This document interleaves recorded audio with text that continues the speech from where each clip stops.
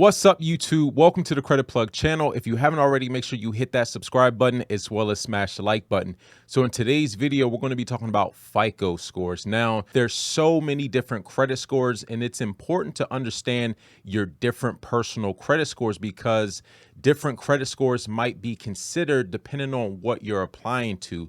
Now, the most widely used credit scores are going to be FICO scores, but you have a ton of different FICO scores. In fact, you have close to 30 different FICO scores. And so in today's video, we're going to be walking through all of your different types of FICO scores. Now, what is a FICO score? Now, a FICO score is basically an algorithm that's developed by the Fair Isaac Corporation. So the Fair Isaac Corporation is a data analytics company based out of San Jose, California, and they were founded in 1956 by Bill Fair and Errol Isaac. Now, as it says right here, FICO is a measure of consumer risk and has become a fixture of consumer lending in the United States. The Fair Isaac Company is a data analytics company that uses mathematical algorithms to predict consumer behavior. So they're pretty much coming up with algorithms to predict your credit risk. Now, the FICO score is a product of the Fair Isaac Corporation, so it's the standard measure of consumer credit risk in the United States. I'm just going to be explaining some of the different FICO scores that you have.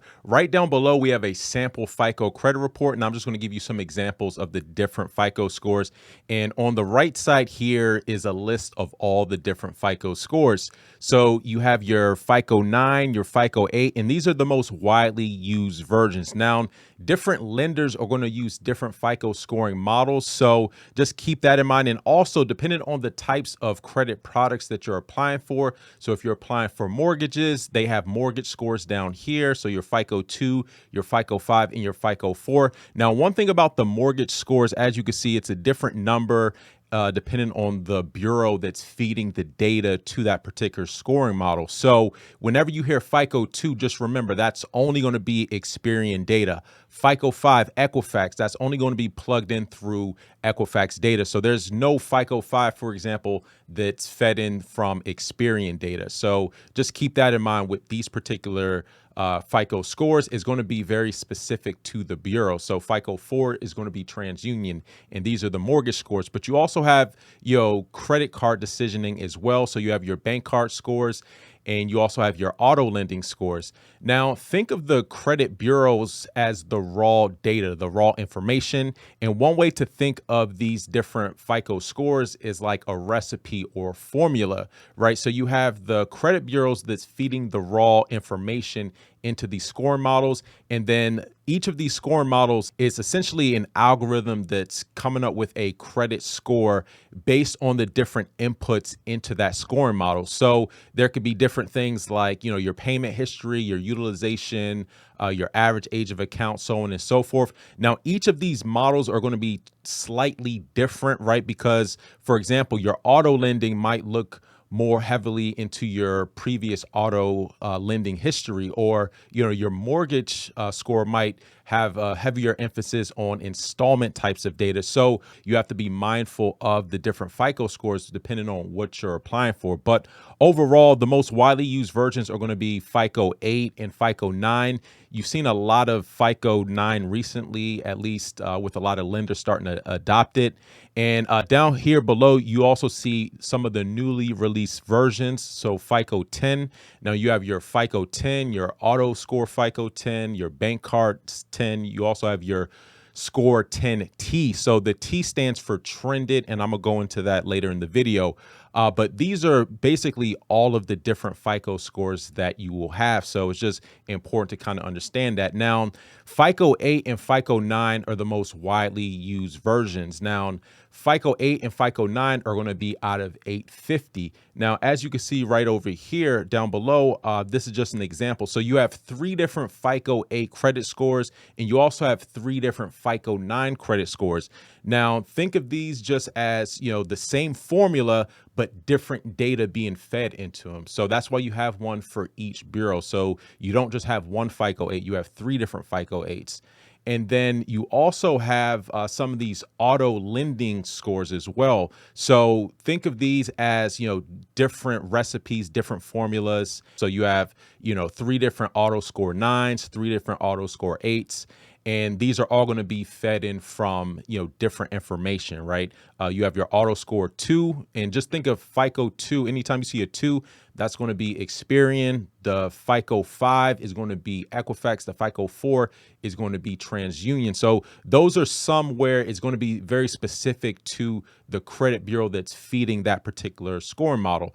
You also have FICO 3, which is going to be in credit card decisioning, but that's only going to be for Experian data. So that's just something to think about whenever you see the FICO numbers. FICO 2, FICO 3, that's going to be specifically Experian data. FICO 4 is going to be TransUnion. FICO 5 is going to be Equifax. FICO 8 is going to be all 3. FICO 9 is going to be all 3. FICO 10 is going to be all 3. So these are just some examples I just wanted to show you. Now, when it comes to the auto lending, these scores are actually out of 900 instead of the 850. So the most widely used versions, FICO 9, FICO 8, those are going to be out of a maximum of 850.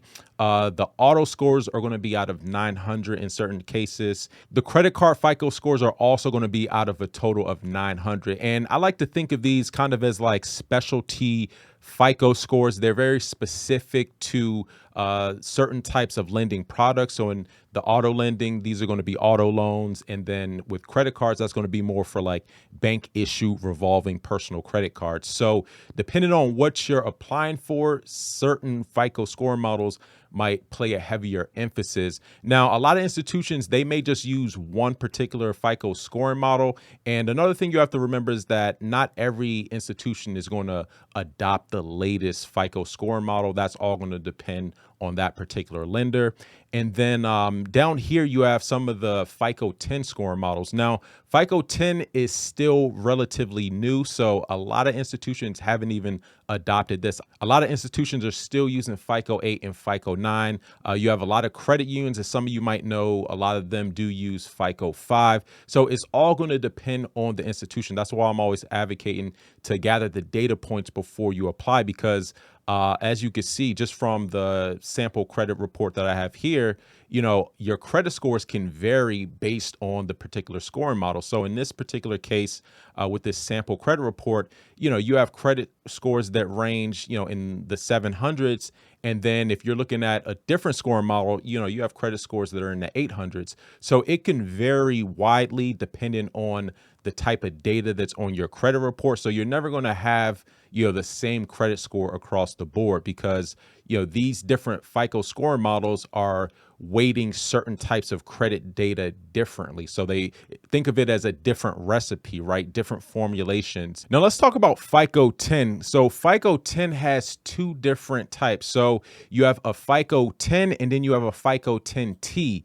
Now, the FICO 10T is trended data. So it looks at your previous 24 months and it's a heavier emphasis on your recent credit history. So the FICO 10 trended credit score includes trended data, which looks at individual consumers' payment and debt history for the previous 24 plus months to help calculate their credit scores. So now, according to FICO, the new model is the most comprehensive scoring model created by the company to date.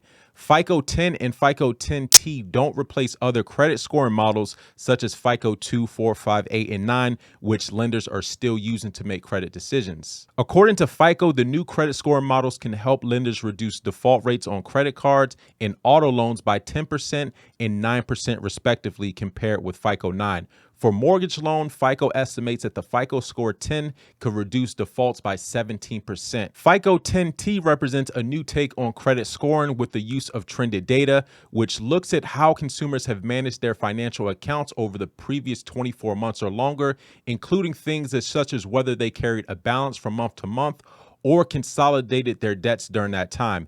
This is meant to give lenders more insight into how someone handles their finances. FICO 10 and FICO 10T scores can be used by lenders to assess credit risk when a person applies for credit cards, car loans, personal loans, and mortgages. All right, so let's just recap real quick. So you have the most widely used versions, your FICO 9 and your FICO 8. Now you have 3 different FICO 8s and 3 different FICO 9s.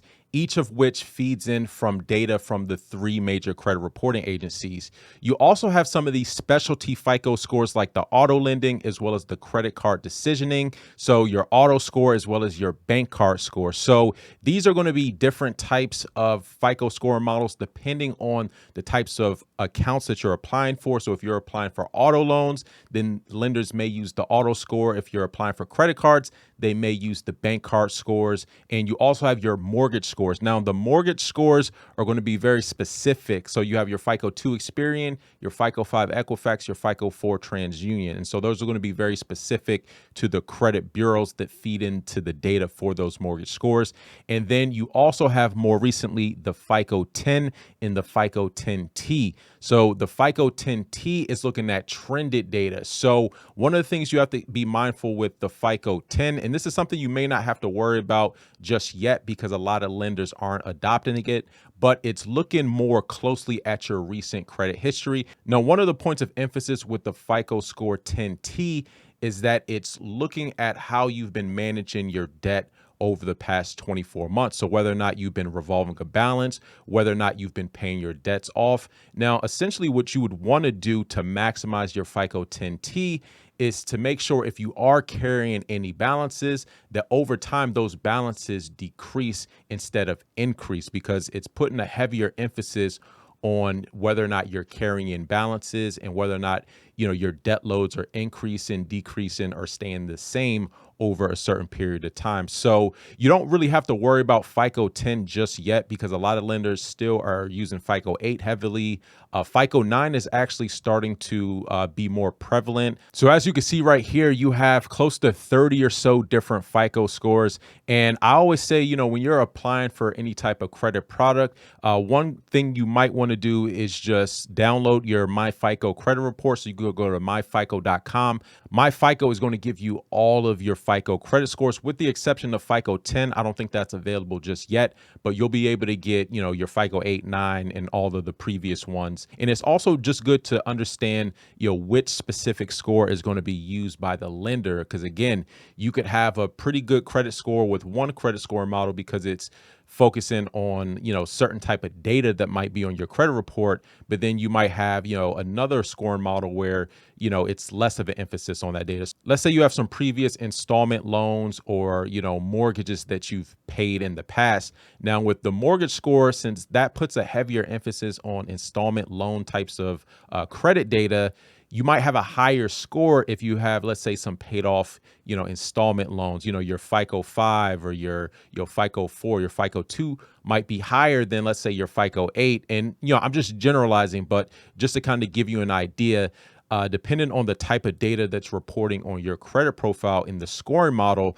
some scoring models may put a heavier emphasis on different types of information. So your FICO credit scores can vary. So it's just important to kind of understand, what FICO scores are being used in certain situations. And usually if you call up a lender and ask them, sometimes they may not know specifically, what FICO scoring model that they even use, but they could at least tell you, what bureau they're actually pulling from. So that can, give you some idea and you can kind of narrow down what your particular score will be at the time of application. But anyways, that's all I wanted to cover in today's video. Let me know your comments and questions in the comment section down below. Until next time, take it easy and we'll talk to you soon. Peace.